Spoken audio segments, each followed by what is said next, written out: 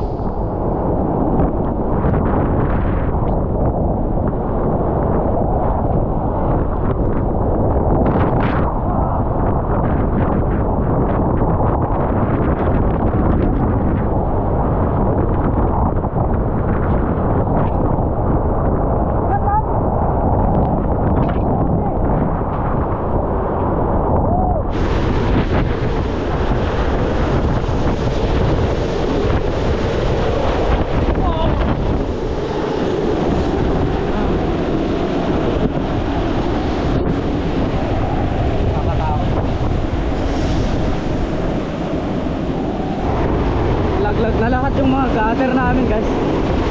Woo! My God.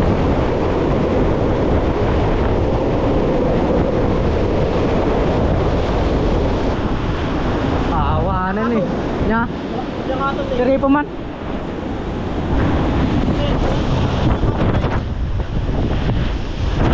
At nag-aayal kasi yan tayo. Jabangil.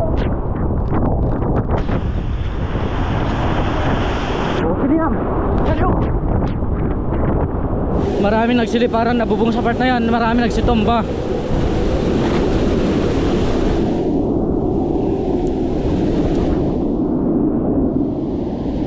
Ganyan talaga.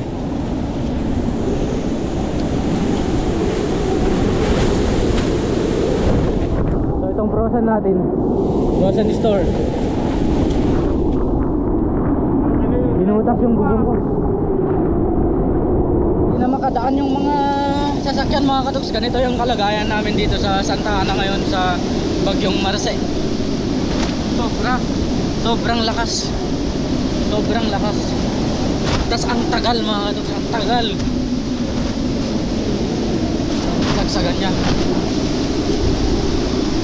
Ang lamig.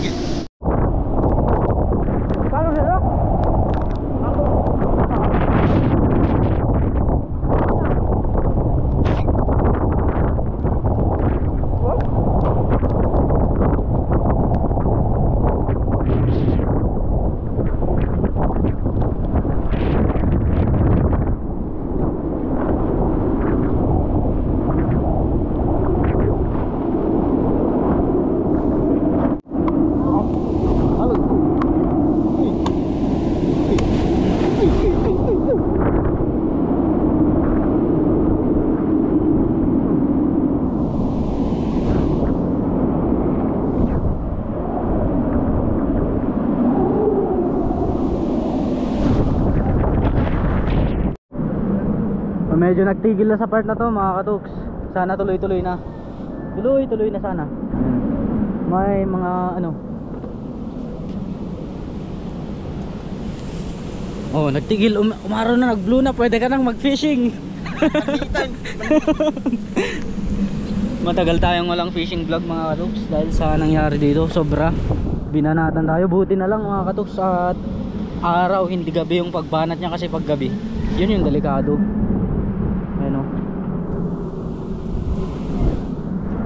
May mga pangilan-ilan lang dumadaan na sasakyan. Kanina talagang hindi pwedeng daanan, guys, sa sobrang lakas.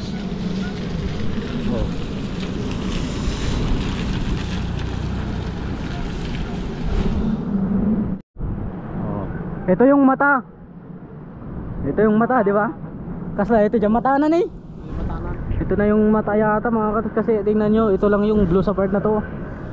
Wala nang ibang pan. Lahat na napalibutan na ng ulap. Tas ito lang, oh. Mata talaga niya. Mata talaga at bagyo ni.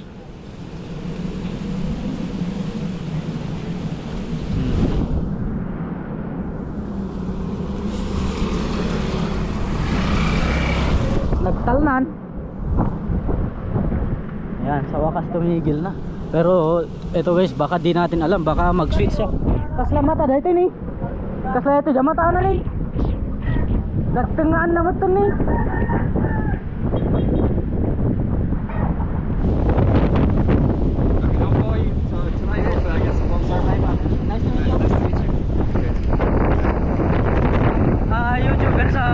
katoks sa ibang bansa, lalo dito sa Santa Ana. Napadalaw siya dito sa Santa Ana para i-cover yung mga typhoon. So nagkataon na dito na tumigil sa ating pan. Ito yung mata talaga, tingnan nyo. Mata talaga niya. Yung mata. Puntang galak ko kuha guys. Ang laki. Ito yung mata talaga. Bilog talaga eh. Bilog.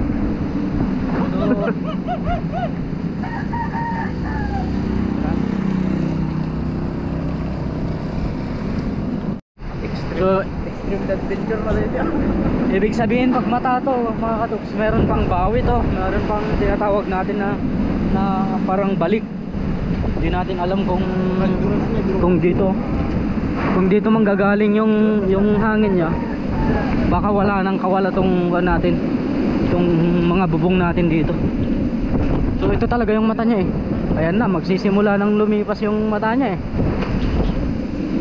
Pagbaliwan, mag-iiba na siya mga katoks. So di ko alam. Hirap. Oh, ayan o. Kuwat ako yun, balatong. Kumkumter ka lagi. Unti-unti nang natatakpan yung mata mga katoks, talagang pa ako na siya. Ito naman sa kabilang side yung haharapin. Medyo mahirap. Mata na nagtayip na eh.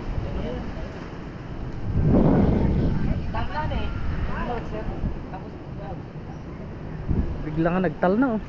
Biglang tumigil. Andito tayo sa sentro. Ayan oh, yung mata niya.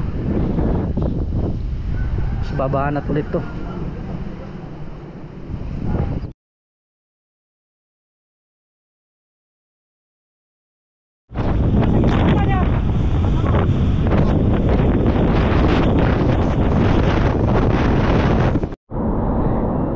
Gabi na guys.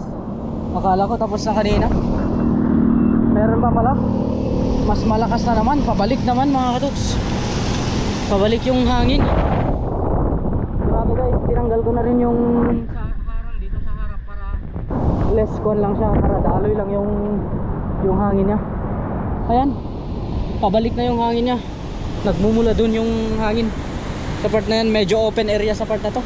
Kaya delikado na mas delikado yung lagay natin ngayong gabi. Grabe.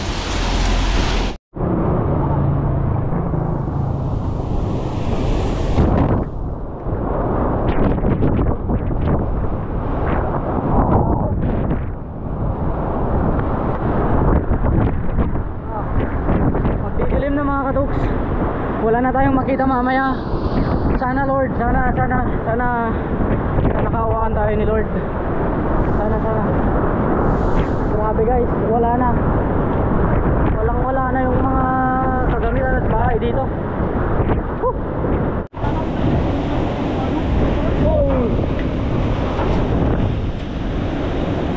Alat-atan ng alat-atan Ang kagupen. Hanan. Kasalamat lageran. Mga kagupen kitawa. Wun. Sos, parang gera sa taas ng bubong mga kaibigan.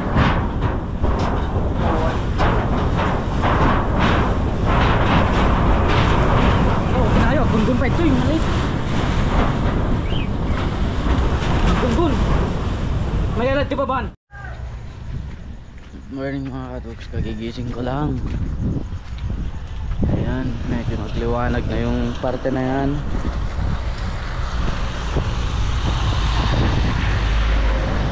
Sa gabing yun mga katoks, kagabi hindi tayo talaga pinatulog. And wala nang silbi tong tindahan natin. Backclass talaga lahat.